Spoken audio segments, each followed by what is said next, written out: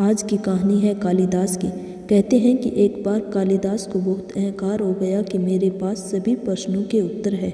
वह एक गांव से गुजर रहे थे।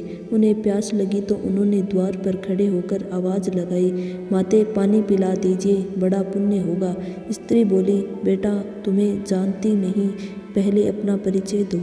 कालिदास ने कहा, मैं पथिक हूँ, कृपया पानी पिला दे।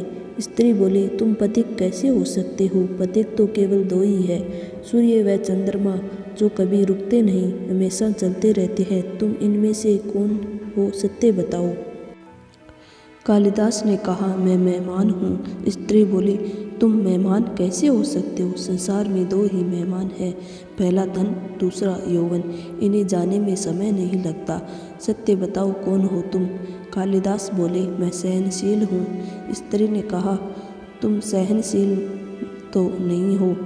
पहली धरती है जो पापी पुण्यात्मा सबका बोझ सहती है, वह भी बो देने से भी अनाज के भंडार भर देती है। दूसरे पेड़ जिनको पत्थर मारो फिर भी मीठे फल देते हैं। तुम सहनशील नहीं हो, सच बताओ तुम कौन हो।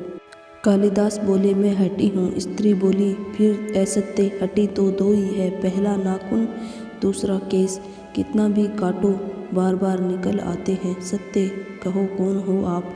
अब कालिदास पूरी तरह अपमानित और पराजित हो चुके थे, परंतु उन्होंने हार नहीं मानी। कालिदास ने कहा, फिर तो मैं मूर्ख ही हूँ। स्त्री ने कहा, नहीं, तुम मूर्ख कैसे हो सकते हो? मूर्ख तो दो ही है, पहला वह राजा जो बिना योग्यता के भी सब पर शासन करता है, और दूसरा जिसको ये भी याद नहीं कि एक दिन मेरी मृत्यु निश्चित है, परंतु फिर भी पाप कर्म करता है। कुछ बोल न सकने की स्थिति में कालिदास वृद्धा के पैरों में गिर पड़े और बोले, तुम जीत मैं हार। वृद्धा ने कहा, उठो वत्स। आवाज़ सुनकर कालिदास ने ऊपर देखा तो साक्षात माता सरस्वती वहाँ खड़ी थी। कालिदास उन्हें नतमस्तक हो गए।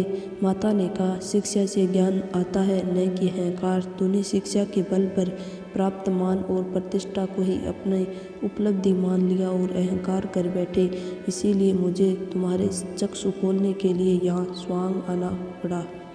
कालिदास को अपनी गलती समझ में आ गई और तभी कालिदास का स्वप्न टूट गया और वह इधर उधर देखने लगा। इस कहानी से सीख अहंकार तो राजाओं का भी नहीं रहता।